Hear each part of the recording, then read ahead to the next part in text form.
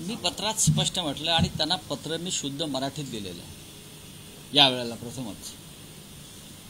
नाशिक जिल्ह्यातला निफाड सहकारी कारखाना हा गेल्या काही काळापासून भ्रष्टाचार अनागोंदी अंतर्गत राजकारणामुळे बंद पडलेला. शेकडो कामगार त्यांचे संसारांची धुळधाण उडाली. कामगार आणि कामगारांचे प्रतिनिधी हे वारंवार प्रयत्न करतात. महाराष्ट्रातल्या बहुतेक सर्व कारखाने, जे कारखानदार भाजपात गेले, अजित पवारांबरोबर गेले, त्यांना भरघोस मदत देऊन कारखाने चालू करण्यात आले. त्यासाठी सुद्धा कोट्यावधी रुपयाचा निधी देण्यात आला. काही कारखानदार थेट अमित शहांना भेटतात, इथून त्यांना मदत मिळते. तरीही निफाड कारखाना जो आहे, शेकडो चुली त्याच्यावरती अवलंबून आहेत. तो कारखाना मुळात मधल्या काळामध्ये शिंदेंचं सरकार आल्यावरती विकत घेतला, कोणीतरी विकत घेतला. आणि विकत घेऊन थांबले नाहीत, त्यातलं भंगार 25 कोटीला विकलं. नाशिक जिल्हा बँकेचं कर्ज त्या कारखान्यावरती आहे. आता नाशिक जिल्हा बँक तो कारखाना विकण्यासाठी प्रयत्न करते, विकला जावा कायमचा. कामगारांची 25 ते 30 कोटीची देणी थकलेली आहेत, पगार थकलेले आहेत, ग्रॅज्युएटी, प्रॉव्हिडंट फंड, एक दमडा न देता कारखाना विक्रीस काढणं हा फार मोठा अपराध आहे. हा कारखाना चालू शकतो निफाडसारख्या ठिकाणी जिथं मुबलक ऊस आहे, जिकडलं नेतृत्व सक्षम आहे. तो कारखाना का चालवला जात नाही? कारण तो कारखाना कोणाला तरी विकायचा आहे आणि विकून जमीन, भंगार, इतर गोष्टी विकून त्यात पैसे कमवायचे. अनिल कदम त्या भागातले शिवसेनेचे नेते, त्यांचं माझं आता बोलणं झालं. हा विषय त्यांनीच माझ्यासमोर मांडला. मंगळवारी निफाडकरांचा मोर्चा, प्रचंड मोर्चा निघतोय कारखाना चालू करण्यासाठी. अनिल कदम यांच्या नेतृत्वाखाली त्यानंतर निफाड सहकारी कामगार संघ आहे, त्यांचा एक मोठा मोर्चा निघतो. मी स्वतः या विषयावरती अमित शहांच्या संपर्कात आहे आणि माझी विनंती आहे, महाराष्ट्रातला नाशिक जिल्ह्यातला कारखाना जर अमित शहांनी चालू करून दिला तर सहकार मंत्री म्हणून ते खरोखर काम करतायत अशी माझी खात्री पडली. नाहीतर त्यांचं सहकार खातं हे बँका, सहकारी बँका, त्यातले प्रमुख, साखर कारखानदार आपल्या पक्षात यावे त्यासाठी दबावाच्या राजकारणासाठी ते करतात की काय? हा कारखाना त्याने चालू करून आम्हाला दिला पाहिजे. निफाड सहकारी साखर कारखाना. मंगळवारी हजारो कामगारांचा मोर्चा आमचे अनिल कदम काढतात. याच अनुषंगाने तुम्ही आता असं म्हणालात की निफाड कारखान्यासंदर्भात तुम्ही अमित शहांशी संपर्कात आहात, पत्र तर लिहिलेलं आहे. अमित शहांशी तुमचा याविषयी व्यक्तिगत संवाद झालाय? माझा मागच्या पार्लमेंटच्या काळामध्ये त्यांच्याकडे मी या संदर्भातली सगळी कागदपत्र त्यांच्या हातात दिलेली, प्रत्यक्ष. होय, मी ज्या कन्सल्टेटिव्ह कमिटीवर आहे त्याचे ते अध्यक्ष आहेत. त्याच्यामुळे आमचे त्यांच्याशी संवाद त्या संदर्भात होत असतो, कामासंदर्भात. आणि म्हटलं या कारखान्यामध्ये हा कारखाना प्रचंड भ्रष्टाचारामुळे बंद पडलेला आहे आणि भ्रष्टाचार करणारे लोक तुमच्या पक्षाशी किंवा तुमच्या पक्षाच्या अलायन्सशी संबंधित आहेत. तुम्ही त्याचा तपास करावा आणि पहिला कारखाना चालू करावा आणि मग गुन्हेगारांवर कारवाई करावी. हा कारखाना मुळात कोणी विकत घेतला याचा शोध तुम्ही घ्या आणि विकत घेण्याइतपत संपत्ती आली कुठून? ह्याच्यामध्ये कारखान्याच्या त्या उद्घाटनाच्या वेळेला नव्यानं जेव्हा झालं, विकत घेतलं, तेव्हा तिथे कोण कोण उपस्थित होते? त्या सगळ्यात जे पैसे त्याच्यामध्ये गुंतलेत आणि जे भंगारातून 30 कोटी रुपये जमा झाले ते सुद्धा ह्या लोकांनी गिळलेले आहेत. कामगारांना काही मिळालेलं नाही. माझं अमित शहांना विनंती आहे, मागणी आहे की यात राजकारण न आणता कामगारांच्या चुली पेटायला हव्यात, ही आमची भूमिका आहे. आपण या देशाचे केंद्रीय सहकार मंत्री आहेत. केंद्रामध्ये प्रथमच सहकार मंत्रालय स्थापन झालं आहे, नाहीतर सहकार हा राज्याचा विषय आहे. केंद्राचा नव्हता. मी सहकारातला एक फार मोठा कार्यकर्ता वगैरे सांगून गृह खात्याबरोबर आपण सहकार खातं घेतलेलं आहे. त्याच्यामुळे सहकार खात्याची जबाबदारी आहे की सहकारातून उभा राहिलेला कारखाना कोणी भंगारात काढत असेल आणि त्याची विक्री 1000-1500 कोटीला करून माल मिळवणार असेल, कामगारांची देणी देणार नसतील, कामगारांचे पगार थकलेले आहेत, कामगार रस्त्यावर आहेत, अशा वेळेला माझी त्यांना विनंती. आणि परत जेव्हा मी 6 तारखेला जाईन तेव्हा या कारखान्यासंदर्भात परत त्यांच्याकडे मी कामगारांच्या प्रतिनिधी संदर्भात बैठक मागणार आहे.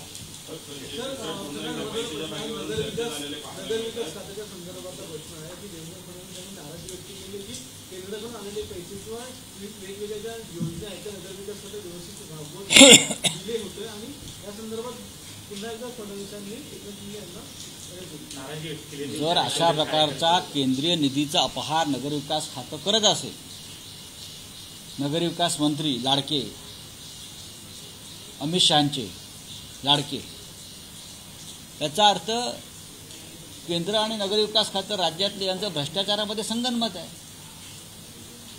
एकनाथ शिंदे हे नगरविकास मंत्री म्हणून पूर्णपणे अपयशी आहे.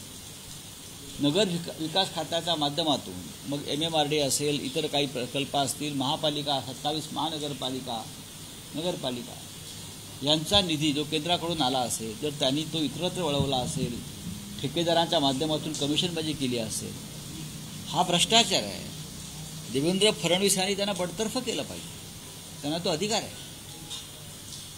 नुसतं चावचाव रडून चालणार नाही ना, किंवा बातम्या पेरून.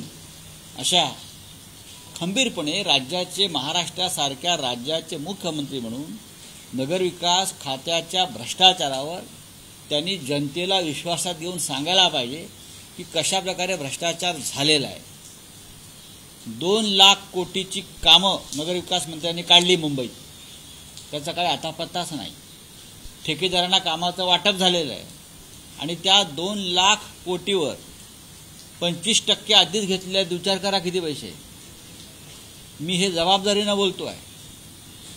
नुसते कागदावर कामं काढली आहेत, प्रत्यक्ष कामाचा पत्ता नाही. 2 लाख कोटी रुपयांची कामं आपल्या नगरविकास मंत्र्यांनी ठेकेदारांना परस्पर दिलेली आहेत.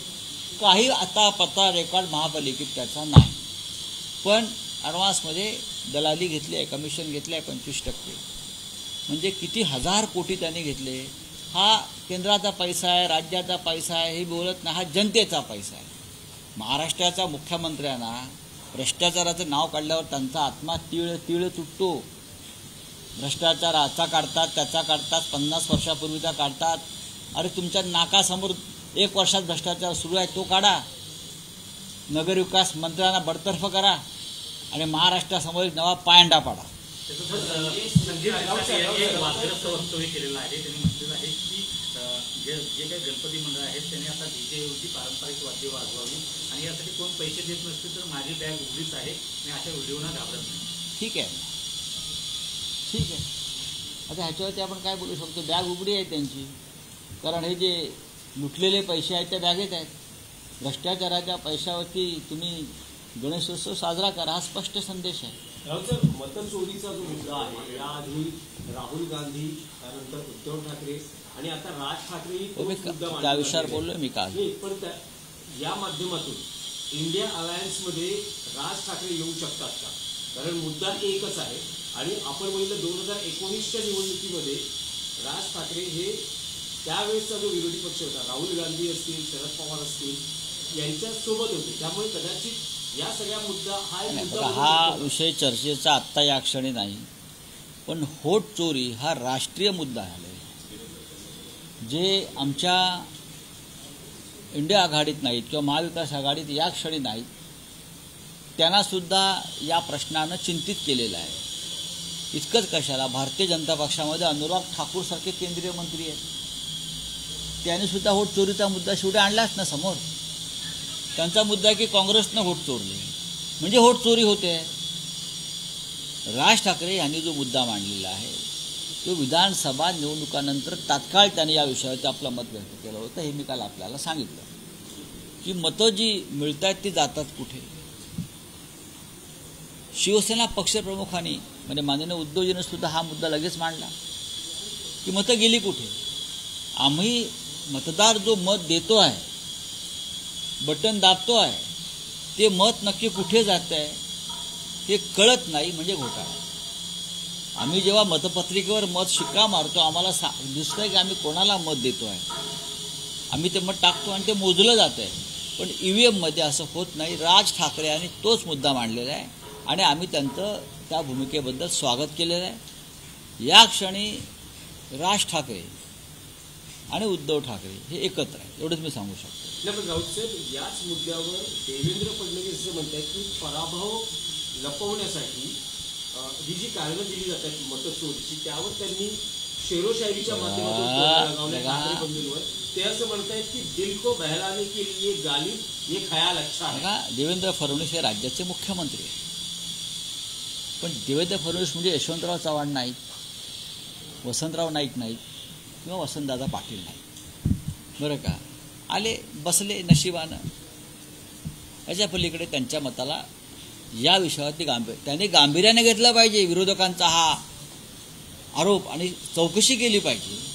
पण ते शेरोशायरी, थिल्लरबाजी, चुटक्या घेणं, लुटक्या घेणं याच्यातच राज्याचे मुख्यमंत्री अडकले.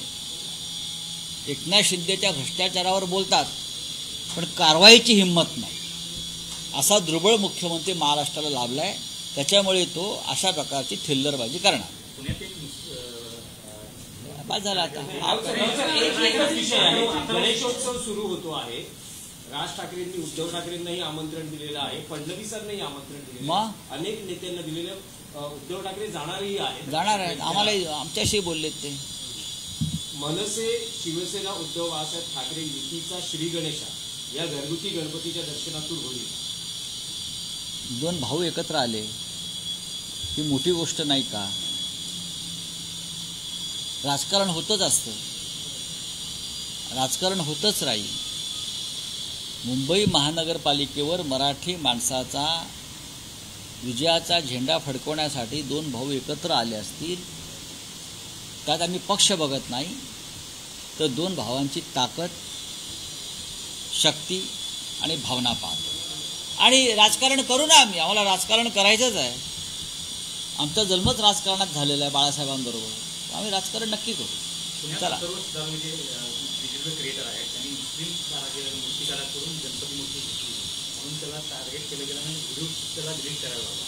कशा प्रकारे ट्रोलिंग चालू आहे? ट्रोलिंगपेक्षाही या राज्यामध्ये जे विष पेरलं जातं आहे, जे विष पेरलं जातं ते भयंकर आहे. याआधीसुद्धा आम्ही मुस्लिम कलाकारांकडून कामं करून घेतलीत ना धार्मिक, किंवा ते आमच्याकडनं करून घेतात. पण या राज्यात आणि या देशामध्ये अशा प्रकारचे धर्मांधतेचं विष पेरून या राज्यामध्ये जे काय उत्पात घडवला जातो ते अक्षरशः पाप आहे. या देशामध्ये हिंदू आणि मुसलमान किंवा इतर धर्मात अशा प्रकारची तेढ कधीच निर्माण झाली नव्हती. जे भारतीय जनता पक्ष, मोदी, अमित शहा, फडणवीस यांची सरकार आल्यावरती केलं जातं आहे. तिकडे संगमनेरला कोणीतरी गोडसे म्हणून बाळासाहेब थोरातांचा खून करणार आहे. हे याच तेढीतून निर्माण झालेल्या गोष्टी. चला हो गया. मुंबई अध्यक्ष म्हणून अमित साटप यांची लवकरच घोषणा होण्याची शक्यता आहे, झालेली आहे. मुंबईत पुन्हा एकदा मराठी चेहरा दिलेला आहे भाजपनं. शेलार मराठी नव्हते का? पुन्हा एकदा मराठी चेहरा आहे मुंबई महापालिकेच्या. मुंबईला मराठी चेहरा दिल्याशिवाय पर्यायच नाही कोणालाही. आता कोणाला नेमले मला माहीत नाही, पण आशिष शेलार अनेक वर्ष या शहराचे अध्यक्ष होते. भारतीय जनता पक्षामध्ये काय राजकारण उफळून आलं आहे मला माहीत नाही की शेलारांना ऐन निवडणुकीच्या तोंडावर जावं लागतं आहे.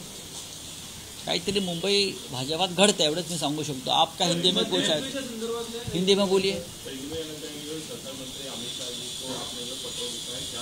महाराष्ट्र की कोऑपरेटिव सेक्टर में जिस तरह से भ्रष्टाचार हो रहा है और भ्रष्टाचार करने वाले उनके ही पार्टी के या उनके अलायंस पार्टी के लोग हैं, बड़े बड़े शुगर सम्राट है. नासिक का एक बड़ा कारखाना कोऑपरेटिव सेक्टर में है, निफाड कोऑपरेटिव शुगर फैक्ट्री. कुछ सालों से बंद है. भ्रष्टाचार की वजह से हज़ारों कामगार, उनकी फैमिली सड़क पर है. 2 दिन के बाद वहाँ बड़ा आंदोलन होने वाला है। मैंने केंद्रीय सहकार मंत्री अमित शाह जी को कहा है, भाई आप इतने बड़े नेता हो, गृह मंत्री हो, केंद्रीय सहकारिता मंत्रालय आपके पास है, तो ये हमारे महाराष्ट्र का एक कारखाना हमें चालू करके दीजिए, हम आपके आभारी रहेंगे। Thank you.